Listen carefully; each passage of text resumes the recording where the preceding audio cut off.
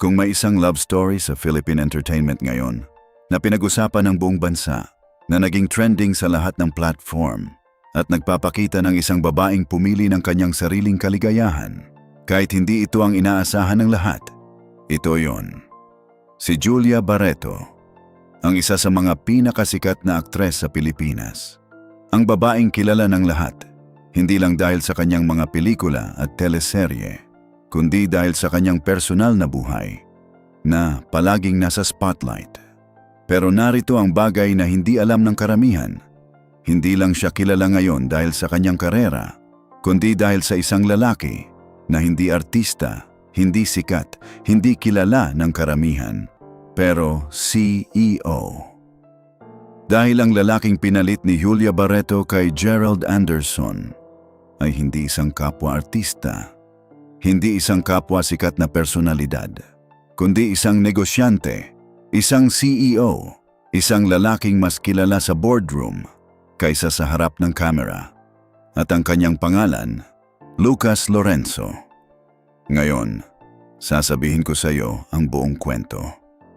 Kung sino si Lucas Lorenzo, kung paano sila nagtagpo ni Julia, at kung bakit ang kanilang relasyon ay naging isa sa mga pinakapinag-usapang love story sa kasalukuyan. Simulan natin sa simula. Si Julia Barreto ay isa sa mga pinakasikat na aktres sa Pilipinas. Ipinanganak siya noong Marso 10, 1997 at siya ay nagmumula sa isa sa mga pinakakilalang pamilya sa Philippine entertainment, ang pamilyang Barreto. Ang kanyang ina ay si Marjorie Barreto at ang kanyang mga tita ay sina Gretchen at Claudine Barreto, mga kilalang personalidad sa Philippine showbiz. Pero kahit nagmumula siya sa isang kilalang pamilya, ang buhay ni Julia ay hindi laging madali, lalo na pagdating sa kanyang personal na buhay. Dahil ang kanyang relasyon sa aktor na si Gerald Anderson ay naging isa sa mga pinaka-controversial na love stories sa kasaysayan ng Philippine entertainment. Ang relasyon ni Julia at Gerald ay nagsimula ng may malaking kontrobersya at nagtapos din ng may malaking kontrobersya. At pagkatapos ng lahat ng iyon, pagkatapos ng lahat ng sakit, pagkatapos ng lahat ng chismis at chismis, si Julia ay nagsimulang muling maghanap ng kaligayahan at nahanap niya ito sa isang lugar na hindi niya inaasahan. Ngayon, pag-usapan natin kung sino si Lucas Lorenzo. Si Lucas Lorenzo ay hindi isang artista. Hindi siya kilala sa telebisyon, hindi siya kilala sa pelikula. Siya ay kilala sa isang bagay na mas malalim, mas seryoso, at mas mahalaga kaysa sa katanyagan. Siya ay isang negosyante. At hindi lang basta negosyante si Lucas Lorenzo. Ayon sa mga ulat, si Lucas ay isang CEO ng isang matagumpay na kumpanya. Isang lalaking mas komportable sa mga boardroom meetings kaysa sa mga red carpet events. Isang lalaking mas kilala sa mundo ng negosyo kaysa sa mundo ng showbiz. At iyon, ang pagiging isang CEO, ang pagiging isang negosyante, ang pagiging isang lalaking may sariling mundo, ay nagpapakita ng isang bagay na hindi laging nakikita sa mga love stories ng mga artista, na si Julia ay pumili ng isang lalaking may sariling pagkakakilanlan, na hindi nakasalalay sa kanyang katanyagan. Pag-usapan natin kung paano nagtagpo sina Julia at Lucas. Ayon sa mga ulat, ang dalawa ay nagsimulang makita sa isa't isa sa mga social events at gatherings, kung saan ang mundo ng showbiz at ang mundo ng negosyo ay nagtatagpo. At sa mga pagkakataong iyon, ang dalawa ay nagsimulang magkilala, pero hindi agad naging opisyal ang kanilang relasyon. Dahil si Julia, pagkatapos ng kanyang relasyon kay Gerald, ay maingat na nagpapasya, maingat na pinipili, maingat na tinitingnan kung sino ang tunay na karapat-dapat sa kanyang pagmamahal. At nang lumabas ang mga larawan ni Julia at Lucas na magkasama sa iba't ibang lugar, ang internet ay agad na nag-react. Sino ang lalaking ito? Sino si Lucas Lorenzo? Bakit hindi siya kilala?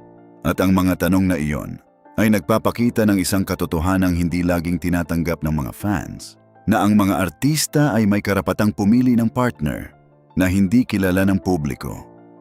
Ngayon, pag-usapan natin ang isa sa mga pinakaimportanteng bagay tungkol kay Lucas Lorenzo, ang kanyang background at pamilya. Ayon sa mga ulat, si Lucas ay nagmumula sa isang respetadong pamilya sa Pilipinas na may matagal na kasaysayan sa mundo ng negosyo. Hindi siya isang baguhan sa mundo ng negosyo. Hindi siya isang taong nagsisimula pa lang, kundi isang lalaking lumaki sa isang pamilya na may malalim na ugat sa industriya ng negosyo at natutunan ang lahat ng kailangan niya mula sa kanyang pamilya. At iyon, ang background na iyon, ay nagbibigay sa kanya ng isang bagay na hindi laging mayroon ng mga artista, ang katatagan. At para kay Julia, na lumaki sa isang mundo ng showbiz, na puno ng instability, puno ng chismis, puno ng mga taong hindi laging totoo, ang katatagan ni Lucas ay isang bagay na hindi niya inaasahan, pero talagang kailangan niya. Ngayon, pag-usapan natin ang opisyal na pagsisiwalat ng kanilang relasyon. Ayon sa mga ulat, si Julia at Lucas ay naging opisyal at ang balita ay kumalat sa buong internet. At ang reaksyon ng mga fans ay halo-halo. May mga fans na masaya para kay Julia. May mga fans na nagtatanong kung sino si Lucas. At may mga fans na nagsasabing mas maganda pa si Gerald. Pero narito ang bagay na nagpapakita ng pagbabago ni Julia. Hindi na siya nagpapaapekto sa mga opinyon ng iba. Sinabi niya na ang kanyang kaligayahan ay hindi nakasalalay sa kung ano ang iniisip ng ibang tao. At iyon, ang pagbabagong iyon, ay nagpapakita ng isang Julia Barreto na mas mature, mas malakas at mas malinaw ang kanyang pag-iisip kaysa sa Julia Barreto na kilala ng lahat noong panahon ng kanyang relasyon kay Gerald. Ngayon, pag-usapan natin ang isa sa mga pinaka-touching na bahagi ng kwento ni na Julia at Lucas, ang paraan ng kanilang pagpapakita ng pagmamahal sa isa't isa. Ayon sa mga ulat, si Lucas ay hindi isang taong nagpapakita ng kanyang relasyon sa publiko. Hindi siya sanay sa spotlight. Hindi siya sanay sa mga paparazzi. Hindi siya sanay sa mga fans na nagtatanong ng mga personal na tanong. Pero para kay Julia, siya ay handang lumabas sa kanyang comfort zone. Handang makita sa mga events kasama si Julia. Handang harapin ang mga tanong ng media. Handang maging bahagi ng mundo ni Julia. Kahit hindi ito ang mundo na sanay siya. At iyon, ang willingness ni Lucas na lumabas sa kanyang comfort zone para sa kanyang relasyon kay Julia ay nagpapakita ng isang bagay na hindi laging nakikita sa mga lalaking may malaking negosyo. Ang pagpapahalaga sa relasyon. Dahil para sa isang CEO, ang oras ay napakahalaga. At ang pagbibigay ng oras, ang pagpunta sa mga events, ang pagiging presente, ay nagpapakita na si Lucas ay seryoso sa kanyang relasyon kay Julia. Ngayon, pag-usapan natin ang isa sa mga pinaka-importanting bagay na sinabi ni Julia tungkol sa kanyang bagong relasyon. Sa iba't ibang interview, si Julia ay nagbahagi ng kanyang tunay na nararamdaman tungkol sa kanyang buhay ngayon at kung paano ito nagbago. Sinabi niya na ngayon, siya ay mas masaya kaysa dati. At narito ang bagay na nagpapakita ng pagbabago ni Julia. Hindi lang siya masaya dahil mayroon siyang bagong relasyon. Siya ay masaya dahil natutunan niya ang isang bagay na hindi niya alam dati. Ang pagpili ng sariling kaligayahan. Sinabi niya na ang pinakamalaking aral na natutunan niya sa lahat ng nangyari ay ang kahalagahan ng pagmamahal sa sarili. At iyon, ang pagmamahal sa sarili, ay nagdulot sa kanya ng isang bagay na hindi niya inaasahan, ang tamang relasyon. Dahil kapag mahal mo ang iyong sarili, kapag alam mo ang iyong halaga, kapag malinaw ang iyong mga hangganan, mas madali mong makikilala ang taong tunay na karapat-dapat sa iyo. Ngayon, pag-usapan natin ang mas malaking larawan, ang kwento ni na Julia at Lucas bilang isang simbolo. Ang kanilang relasyon ay hindi lang isang love story. Ito ay isang kwento ng isang babaeng pagkatapos ng lahat ng sakit, pagkatapos ng lahat ng kontrobersya, pagkatapos ng lahat ng chismis, ay pumili ng kanyang sariling kaligayahan. At ang kanyang pagpili ay hindi ang inaasahan ng lahat. Hindi siya pumili ng isang kapwa-artista. Hindi siya pumili ng isang lalaking kilala ng lahat. Hindi siya pumili ng isang lalaking magpapalakas ng kanyang image sa publiko. Pumili siya ng isang lalaking nagbibigay sa kanya ng kapayapaan.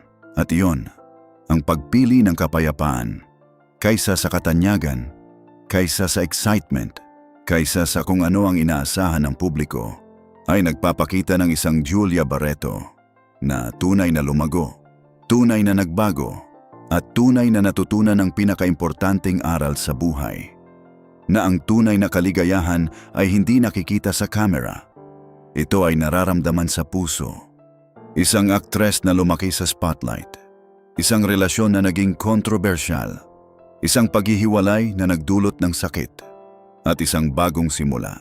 Kasama ang isang lalaking hindi kilala ng lahat, pero kilala ng kanyang puso. Iyon ang kwento ni na Julia Barreto at Lucas Lorenzo.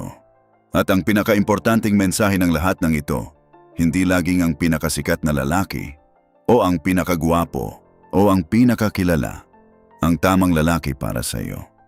Minsan, ang tamang lalaki ay ang taong nagbibigay sa iyo ng kapayapaan, ng katatagan, at ng pagmamahal na hindi kailangan ng spotlight para maging totoo. Kaya sa susunod na marinig mo ang pangalang Lucas Lorenzo, huwag mo lang siyang tingnan bilang ang CEO na pinalit ni Julia kay Gerald. Tingnan mo siya bilang isang patunay na ang tunay na pagmamahal ay hindi laging nanggagaling sa mga lugar na inaasahan mo. Minsan, ito ay nanggagaling sa isang boardroom, mula sa isang lalaking mas komportable sa mga spreadsheet kaysa sa mga red carpet. At iyon ay maaaring ang pinakamagandang uri ng pagmamahal. Maligayang buhay, Julia at Lucas. Ano ang nararamdaman mo sa relasyon ni na Julia at Lucas? Team Julia ka ba? I-comment mo sa baba. At huwag kalimutang mag-subscribe para lagi kang updated sa aming mga kwento. Salamat sa panood.